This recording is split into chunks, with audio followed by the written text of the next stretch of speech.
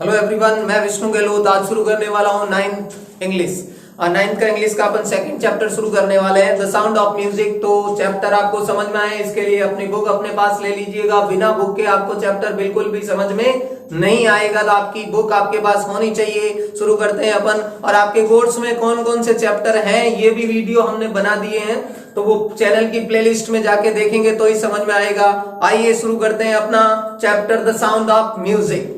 Sound, ध्वनि, आवाज, music, संगीत की आवाज बहुत ही अद्भुत है।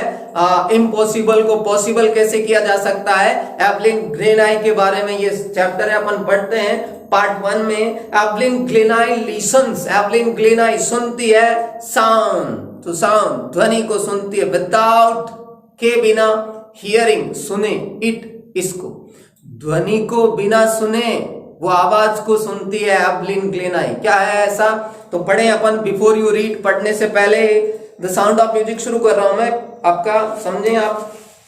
पेज नंबर 17 पे आपका सेकंड चैप्टर है।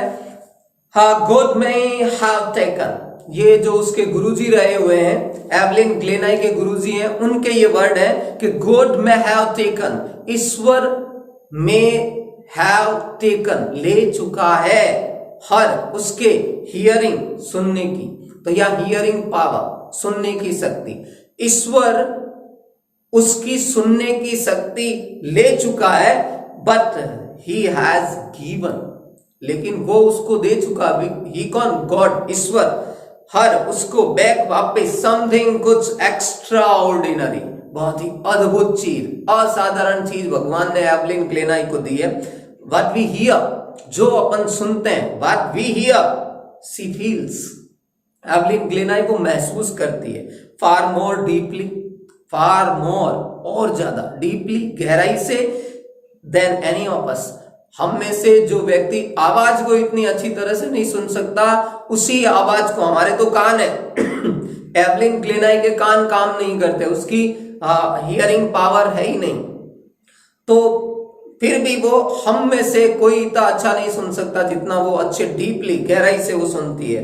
दैट इज वाई, इस कारण से, दैट्स वाई, इस कारण से, शी एक्सप्रेसेस, वो व्यक्त करती है म्यूजिक, संगीत को, सो ब्यूटीफुल्ली, सो इतना ब्यूटीफुल्ली, सुंदरता से, इसीलिए वो संगीत को इतने सुंदरतम तरीके से, अद्भुत तरीके से व्यक्त करती है। भैया रीड द फॉलोइंग, रीड पढ़िए द फॉलोइंग, निम्नलिखित अकाउंट, ब्योरा ऑफ अ पर्सन, एक व्यक्ति का, हु फॉट, जो लड़ा, लड़ा मतलब ये फाइट नहीं, फॉट अगेंस्ट, किसके खिलाफ में, अ फिजिकल डिसेबिलिटी, फिजिकल शारीरिक डिसेबिलिटी, अयोग्यता, and made her life, made यानी बना दिया, हर लाइफ अपनी जिंदगी को, अ सक्सेस स्टोरी, एक सफलता की कहानी बना दी। किस तरह से, हार्डवर्क एंड डिटर्मिनेशन से। तो क्या है इसकी कहानी, अपन शुरू करते हैं। एवलिन ग्लेनाई एक लड़की है जो छोटे रूप में पहले सब सुनती थी, टिल 11 साल तक उसको लगभग सुनाई देता था, सुन सकती थी, समझ सकती थी। धीरे धीरे नर्व डैमेज होने के कारण वो, उसके सुनने की शक्ति चली गई, और फिर उसने अलग जो बहरों की स्कूल है वो स्कूल ज्वाइन की। फिर इसने हियरिंग एड्स, सुनने की सहायक चीजें लगाई, वो सारी चीजें की। फिर इसने म्यूजिक, जो उसका शौक था, उसको कंटिन्यू कैसे किया, कैसे वो सीखी संगीत को, उसने कैसे एक्सप्रेस किया, कैसे उसने संगीत को महसूस करना शुरू किया, ये सारी चीजें करके आज वो रॉयल एकेडमी के अंदर इंटरव्यू देने जा रही है।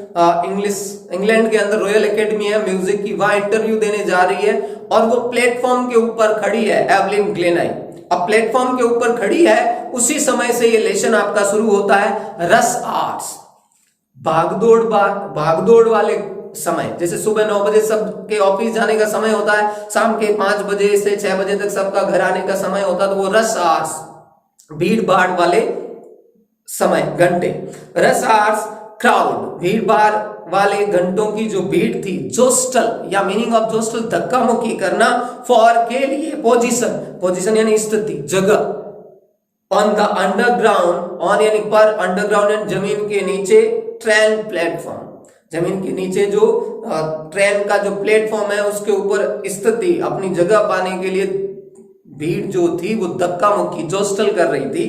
अ स्लाइट गर्ल, एक दुबली पतली सी लड़की, लुकिंग, जो दिखाई दे रही थी, यंगर, छोटी, देन हर 17 ईयर्स, अपने वो आज की डेट में एवलिन ग्लेनाई कितने साल की कि 17 साल की, लेकिन उससे छोटी लग रही, स्लाइट है ना। वाज नर्वस, वो बहुत ही तनावग्रस्त थी, चिंतित थी, यट फिर भी एक्साइटेड, वो बहुत उत्साहित थी, एज सी फेल्ट, जैसे ही उसने महसूस किया, द वाइब्रेशन, कंपन ऑफ अप्रोचिंग, आती हुई ट्रेन का आती हुई ट्रेन का कंपन जैसे ही उसने महसूस किया, फील किया, तो वो बहुत उत्साहित हुई। अब यहाँ बात समझने लायक है भाई, रेलवे प्लेटफॉर्म के ऊपर तो ट्रेन आती है, बाकी लोगों को तो आवाज सुनाई देती है, साउंड, उसकी ट्रेन की सीटी सुनाई देगी, लेकिन इसको केवल वाइब्रेशन समझ में आ रहा है, कंपन समझ में आ रहा है। तो जैसे ही उस कंपन को फील करती है, उसी समय वो एक्साइटेड हो जाती है। तो आज वो कहां जा रही है? Royal academy. पढ़िएगा आगे। It was her first day, ये उसका पहला दिन है। उसका किसका? एवलिन ग्लेनाई का, जो ऊपर अपने आया ना पार्ट 1 में, एवलिन ग्लेनाई लिसन्स, वो सुनती है, तो उसका एवलिन ग्लेनाई का आज फर्स्ट डे है। It was her first day in the prestigious, प्रतिष्ठित, बहुप्रतिष्ठित रॉयल एकेडमी ऑफ म्यूजिक, संगीत की रॉयल एकेडमी है, बहुत प्रतिष्ठित है, उसके अंदर उसका पहला दिन था इन लंदन, लंदन में। एंड डॉन्टिंग, या डॉन्टिंग मतलब फियरिंग, फ्राइटनिंग, भयभीत होने वाला, एंड पर्याप्त फॉर एनी टीनेजर, किसी किशोरावस्था वालों के लिए, फ्रेश, जो एकदम नया नया आया हो, from Scottish farms, sorry, Evelyn Glennie Scotland की है, फार्म यानी खेत, स्कॉटलैंड के खेत से सीधे निकल के लंदन के रॉयल एकेडमी ऑफ म्यूजिक के अंदर आना है किसी बच्चे के लिए वैसे ही डरावना है, तो जाहिर सी बात है। But this aspiring musician, but लेकिन दिस या एस्पायरिंग यानी महत्वाकांक्षी, अभिलाषा रखने वाली म्यूजिशियन, संगीतकार, फेस्ड, इसने तो सामना किया है अ बिगर चैलेंज, एक बहुत बड़ी चुनौती का, देन मोस्ट, अधिकांश लोग जो चुनौतियां महसूस करते हैं उससे बड़ी चुनौती का इस एवलिन ग्लेनाई ने सामना किया है। क्यों? क्या चुनौती थी? एक म्यूजिशियन, संगीतकार बनना है, लेकिन सी वाज, वो थी प्रोफाउंडली, पूरी तरह से डेफ, बहरी, लेकिन वो पूरी तरह से बहरी थी। कौन? एवलिन ग्लेनाई। चलिए यहां तक आपका कंप्लीट हो गया। सेकंड पैराग्राफ पढ़ते हैं। एवलिन ग्लेनाइज लॉस, एवलिन ग्लेनाई की जो क्षति हुई थी, हानि हुई थी, ऑफ हियरिंग, उसके सुनने की जो क्षति थी, हैड बीन, वो हो चुकी थी, gradual, the meaning of gradual and slowly, धीरे धीरे उसके सुनने की ये शक्ति गई है। हर मदर रिमेंबर्स, उसकी मां ये याद करते हुए कहती है, नोटिसिंग, कि उसने ध्यान दिया था, समथिंग, कुछ, वाज रॉन्ग, कि गलत था, व्हेन, जब, द 8 ईयर ओल्ड, जब 8 साल की एवलिन वाज, एवलिन क्या कर रही थी? वेटिंग, इंतजार कर रही थी, टू प्ले द पियानो, कहीं म्यूजिक में लेके गए उसको, म्यूजिक की क्लास में, तो वहां पे अपनी टर्न, अपनी बारी का इंतजार कर रही थी। जब उसका नाम पुकारा गया, फिर भी ये उठ के गई नहीं, तब उसकी मम्मी को नोटिस हुआ, पता चला कि कुछ न कुछ गलत है। दे कॉल हर नेम, उन्होंने उसका नाम पुकारा, एंड शी डिडंट मूव, वो हिली भी नहीं। तो आई सडनली रियलाइज्ड, आई कौन है? एवलिन ग्लेनाई की मम्मी कहती है, आई रियली रियलाइज्ड, मैंने वास्तव में महसूस किया, शी हैडंट हर्ड, वो सुन नहीं चुकी थी, एवलिन ने सुना नहीं था। सेज इसाबेल ग्लेनाई, तो एवलिन ग्लेनाई की मम्मी का नाम है इसाबेल, वो कहती है कि शायद उसने सुना नहीं था। फॉर क्वाइट अ व्हाइल, थोड़े समय तक, एवलिन मैनेज्ड, अंडरलाइन कर लो ये, एवलिन ने व्यवस्था कर ली, प्रबंध कर लिया, to conceal, what is the meaning? बहुत अच्छा शब्द है, कंसील यानी छिपाना। एवलिन ग्लेनाई ने काफी समय तक तो छिपाने की व्यवस्था कर ली। कैसे छिपाया? क्या छिपाया? हर ग्रोइंग डेफनेस, हर यानी अपना, ग्रोइंग यानी बढ़ता हुआ, डेफनेस यानी बहरापन, फ्रॉम फ्रेंड्स एंड टीचर्स, अपने मित्रों से, अपने अध्यापकों से, अपने बढ़ते हुए बहरापन को छिपा लिया, मतलब धीरे धीरे उसको कम सुनाई दे रहा, फिर और कम, फिर और कम, लेकिन इस चीज को उसने कंसील, छिपा लिया, क्योंकि उसको लगता था कि सब हंसेंगे। बट बाय द टाइम, लेकिन जब उस समय तक, शी वाज 11, जब वो 11 वर्ष की हुई। आप सोचिए ना, 8 साल की उम्र के अंदर उसको कम सुनाई देना शुरू हो गया था, लेकिन उस चीज को उसने छिपाया।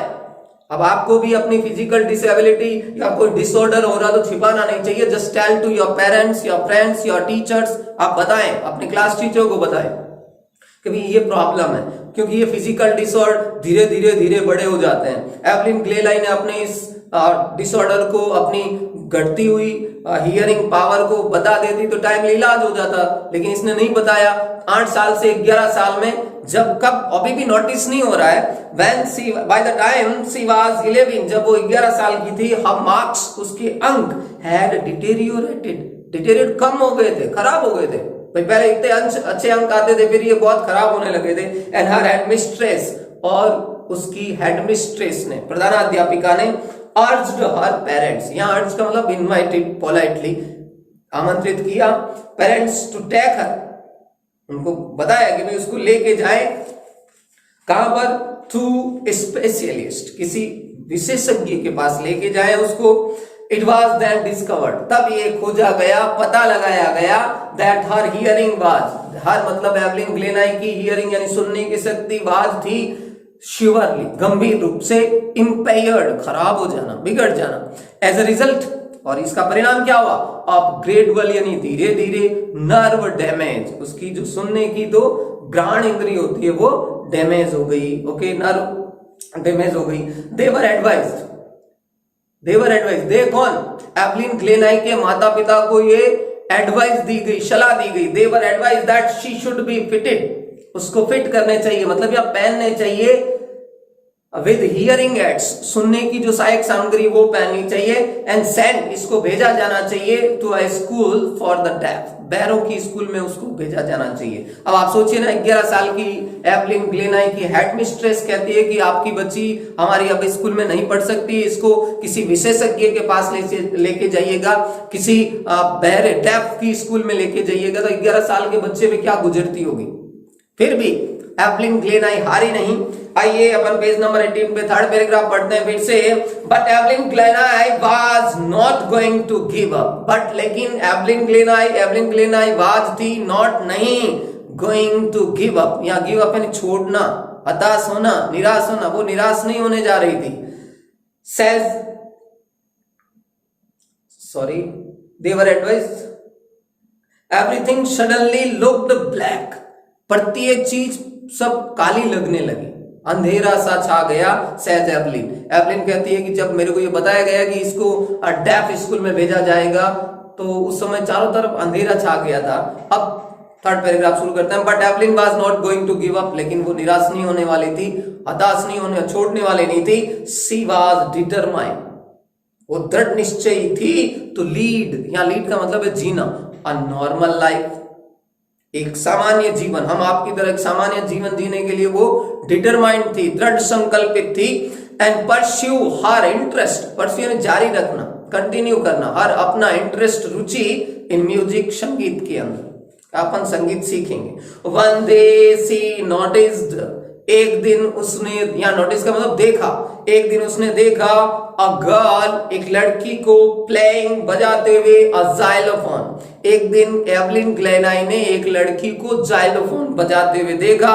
एंड डिसाइडेड, उस दिन उसने निश्चय किया, दैट शी वांटेड, वो चाहती है, टू प्ले इट टू, वह भी इसको बजाना चाहती है। ओके, जब उसने अपने इस इंटरेस्ट को, अपनी रुचि को लोगों को बताया, तो उस समय क्या हुआ, मोस्ट ऑफ द टीचर्स, अधिकांश जो शिक्षक थे, पढ़ाने वाले मतलब म्यूजिक सिखाने वाले थे, डिस्करेज्ड हर, या इंकरेज का मतलब होता प्रोत्साहित करना, और डिस्करेज यानी हतोत्साहित करना, तुम सुनाई नहीं देता तुमको, फिर तुम कैसे जाइलोफोन बजाओगी। तो यहाँ पे मोस्ट ऑफ टीचर्स डिस्करेज्ड हर, अधिकांश शिक्षकों ने उसको हतोत्साहित किया। बट लेकिन परक्यूशनिस्ट, तबला वादक रॉन फॉप्स जो तबला वादक थे, स्पॉटेड यानी पहचान लेना, हर उसका पोटेंशियल, उसकी ऊर्जा को, एवलिन ग्लेनाई की ऊर्जा को किसने पहचाना, रॉन फॉप्स ने, जो क्या थे, परक्यूशनिस्ट थे, तबला वादक थे, उन्होंने पहचान लिया हर पोटेंशियल। ही बिगेन ही कौन? रॉन फॉक्स ने शुरू कर दिया बाय ट्यूनिंग, बजाते हुए टू लार्ज ड्रम्स, दो बड़े बड़े ड्रम्स, टू डिफरेंट नोट्स, अलग अलग धुन पर दो, जैसे तबला बजाता है, दो तबला होते हैं, तो इसको बजाया तो उसका कम वाइब्रेशन उसको फील हुआ, फिर इसको बजाया वाइब्रेशन फील हुआ, तो फीलिंग वो उनको समझा रहे हैं। रॉन फॉक्स क्या कह रहे हैं? Don't listen through your year, अपने कानों के द्वारा सुनो मत। डोंट लिसन, मत सुनो थ्रू के द्वारा योर ईयर्स, ही वुड से, वो क्या करता? वो कौन? जो तबला वादक था रॉन फॉक्स, वो करता था अपने कानों के द्वारा मत सुनिए।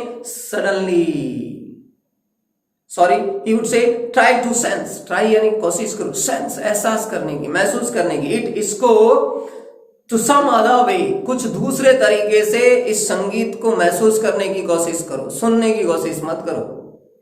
तो यहां एवलिन ग्लेनाई कहती है, सडनली आई रियलाइज, अचानक मैंने ये महसूस किया, आई कुड फील, मैं महसूस कर सकती थी, द हायर ड्रम, जो बड़ा वाला ड्रम था, मतलब तबला बजाते हैं, दो तबले होते हैं ना, तो बड़ा वाला तबला था, उसकी जो आवाज थी मैं उसको फील कर सकती थी। From the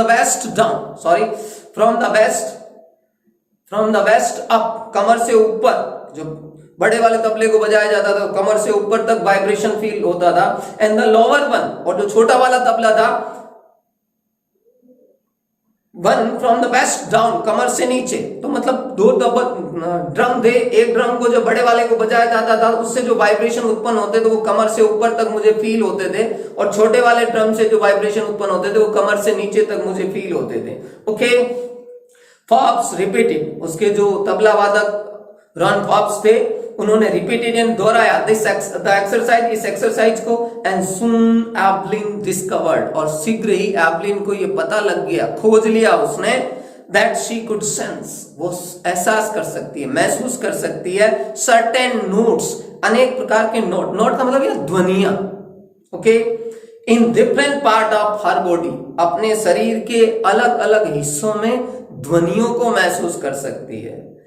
I had learned, अब मैं सीख चुकी थी, एवलिन ग्लाई कहती है, आई हैड लर्नड, मैं सीख चुकी थी, टू ओपन, खोलना, माय माइंड, अपने दिमाग को, एंड बॉडी, शरीर को, टू साउंड्स एंड वाइब्रेशंस, ध्वनियों के लिए, कंपन के लिए मैंने अपने दिमाग को और अपने बॉडी के अंगों को खोलना सीख लिया था। द रेस्ट वाज, और रेस्ट यानी बाकी चीज क्या थी? वाज थी शियर, केवल मात्र, ओनली क्या थी? डिटर्मिनेशन, दृढ़ निश्चय, एंड हार्ड वर्क, केवल हार्ड वर्क था और दृढ़ निश्चय था, क्योंकि ध्वनियों को महसूस करना, कंपन को महसूस करना मैंने सीख लिया था। ओके, फिर चलते हैं अपन paragraph number 4। She never looked back, उसने कभी मुड़कर नहीं देखा। She never looked back from that point onwards, उस मोड़ से, उस क्लाइमैक्स से फिर उसने कभी पीछे मुड़ के नहीं देखा। सी टूर्ड, उसने यात्राएं की, यूनाइटेड किंगडम यूएसए की, विद द यूथ ऑर्केस्ट्रा, एक युवा गायक दल के साथ में उसने